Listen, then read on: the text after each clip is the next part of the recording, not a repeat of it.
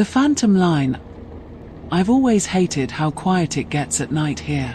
Not the soft, sleepy silence you might expect from a small town tucked between hills, but something emptier. It's a silence that feels manufactured, like the world holding its breath. You notice the spaces between the sounds, the buzz of a street lamp a block away, the groan of your house settling into the earth. After a while, it starts to feel like the silence is listening.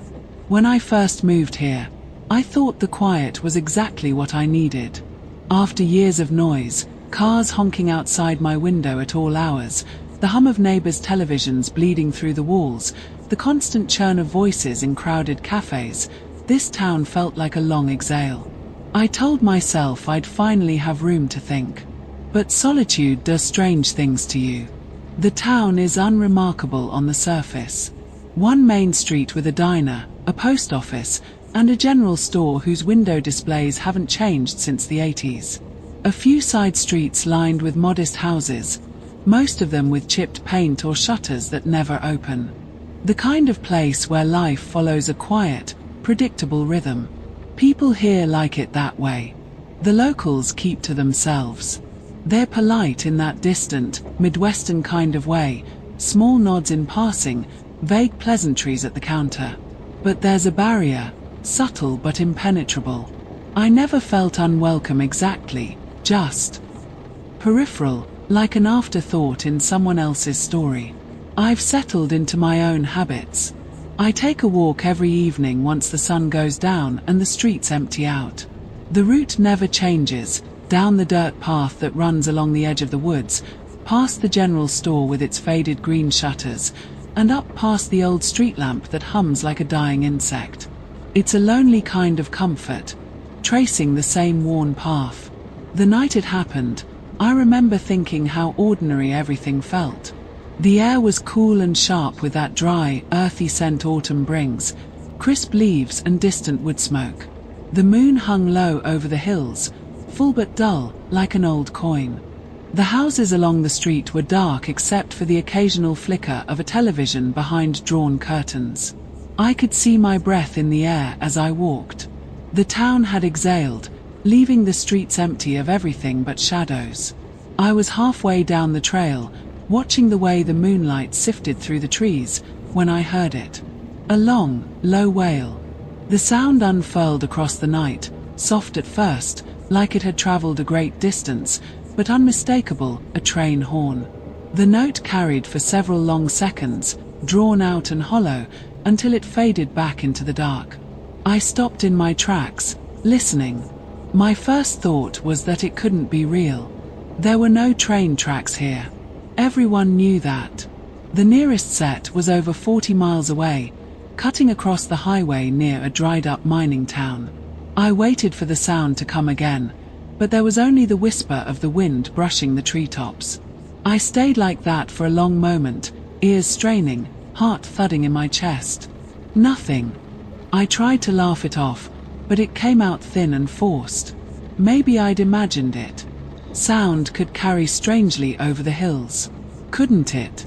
Or maybe it was an animal call distorted by the trees. Some trick of the mind, filling in the blanks. Still, I turned back and scanned the woods behind me, half expecting to see a glow in the distance, the orange flicker of headlights cutting through the fog. But the path was empty, the trees dark and unmoving. I took a breath and walked on, my footsteps sounding too loud on the packed dirt. When I reached the street lamp, I stopped beneath its pale, buzzing light. I don't know why. I felt like I was waiting for something, even though I didn't want to hear it again. The air felt different, still and heavy, like the silence had thickened. I stayed there longer than I meant to. Minutes passed. My fingers went numb in the cold. The street lamp's light cast long shadows across the road, warping as the bulb flickered. No horn, no wind, just the strange, empty hush of the town at night. Finally, I shook myself and walked the rest of the way home, forcing my thoughts to quieter things, warm tea, soft blankets, the weight of sleep pulling me down. But when I climbed into bed, the house felt heavier. The walls pressed in around me, the silence sharp and oppressive. I lay awake for hours, staring at the cracks in the ceiling. Every creak in the floorboards sent my nerves jangling. When I did sleep, I dreamed of empty train tracks cutting through a dense, endless forest. The sky was colorless. The air hung thick with fog. I walked along the rails, hearing only my own footsteps and the faint hum of something distant, something coming. I woke in the dark with the sound of the horn still ringing in my ears.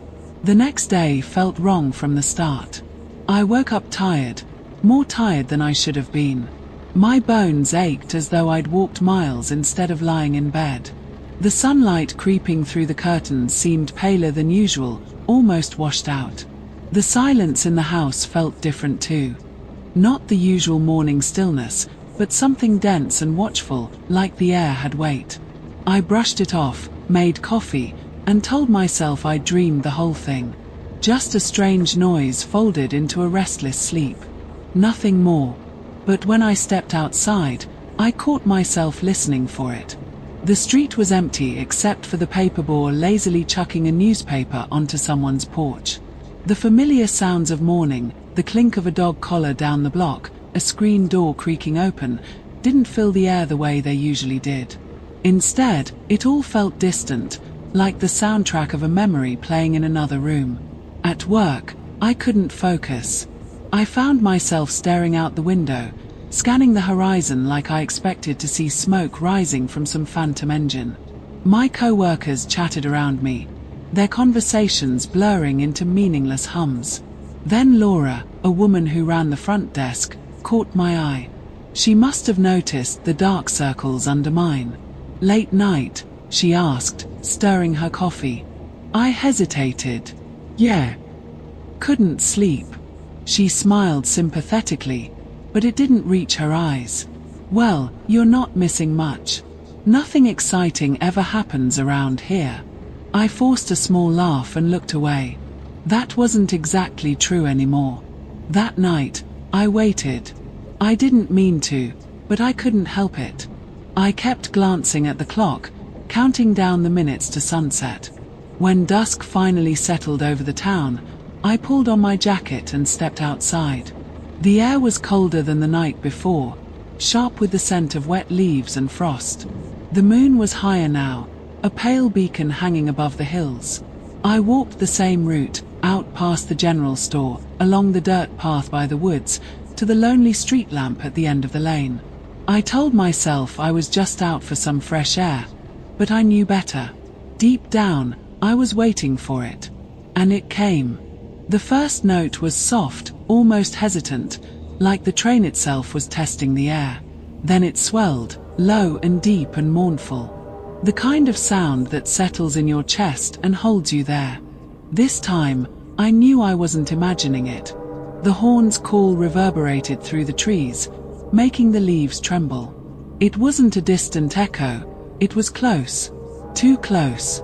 I stood frozen in the middle of the path, heart hammering, the breath catching in my throat. I turned toward the sound, my eyes straining to pierce the shadows between the trees. There was nothing. No lights. No movement. Just that long, haunting cry. When it faded, the world felt too quiet, like the sound had taken something with it. I don't know how long I stood there, staring into the dark, waiting for the train to appear, or for the horn to sound again. But it didn't. The street lamp flickered above me, casting warped shadows along the road.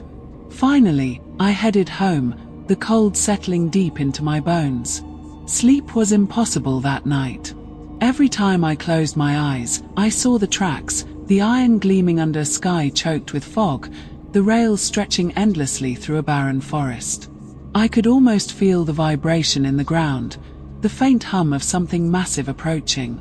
I must have drifted off at some point, but the sleep was shallow, fevered. My dreams were tangled things, full of blurred faces staring at me through rain-streaked windows. I woke drenched in sweat, my sheets twisted around me like ropes. The horn was louder now, even when I was awake, an echo that rang in the back of my mind, like a memory I couldn't shake. The next day, I asked around again. I wasn't subtle about it this time. I asked the shopkeeper at the general store, the man who ran the gas station, even the old-timers who sat outside the diner, sipping their black coffee and trading the same stories they told 100 times. No one else had heard it. "Train horn," the old man behind the counter repeated, scratching his chin. "Ain't no trains coming through here. Nearest line's way out past the quarry." I nodded, but the way my heart sank felt like betrayal. I wanted someone to confirm it, to tell me I wasn't losing my grip. But they just stared at me like I'd asked if they'd seen ghosts. By the time the third night came, I wasn't sure if I was more afraid of hearing the horn again or of hearing nothing at all. The hours dragged by until the last scraps of daylight faded, and then I was back outside, drawn to the edge of town like a moth circling a flame. I knew exactly where I was going, the path by the woods, the old street lamp, the spot where the world felt thinnest. The air had gone completely still. Not even the trees dared to sway. When the horn sounded this time, it wasn't distant or soft. It was deafening, an eruption of sound that made the air vibrate, that settled deep into my ribs and hummed there, low and steady. The sound wasn't just a warning, it was a summons. The street lamp's bulb blew with a sharp pop, plunging the road into darkness. The horn blared again, the cry stretching longer this time, as though it was calling something home. And through the thickening fog, I thought I saw a faint shimmer, something glinting in the moonlight, stretching across the ground like tracks. I didn't move. I couldn't. The shimmer across the ground wavered in the fog like heat rising off pavement. But this wasn't heat, it was cold, the kind that sinks beneath your skin. The longer I stared, the more certain I became. The shimmer was metal. Two parallel lines stretching into the dark, just wide enough to be train tracks. They pulsed faintly, like they were alive. The horn blared again, and this time, it was close enough to shake the ground beneath my feet. A rush of static filled my ears, drowning out everything else. I stumbled backward, nearly slipping on the wet dirt. My breath billowed in front of me, pale as smoke, and the hairs on my arms stood on end. Then I saw it. The fog churned and thickened, curling in tendrils as a hulking shape emerged from the void. The outline wavered at first, indistinct, like a reflection on water, but as it drew closer, it sharpened into something massive and unmistakable. A train, but not like any train I'd ever seen. The engine loomed like a black monolith, its surface dull and matte, as though it absorbed the light around it. The windows along its side glowed a dim, sickly green, casting pale halos through the fog. The wheels didn't turn, not really, they glided, smooth and soundless, as though the train were floating just above the tracks. I couldn't breathe. My mind rebelled, trying to twist what I was seeing into something that made sense, but it wouldn't fit. This thing wasn't supposed to be here. It wasn't supposed to exist. The train slowed as it approached, and a soft hiss filled the air as it came to a stop. For a moment, everything was still. Then, with a low groan, the door slid open.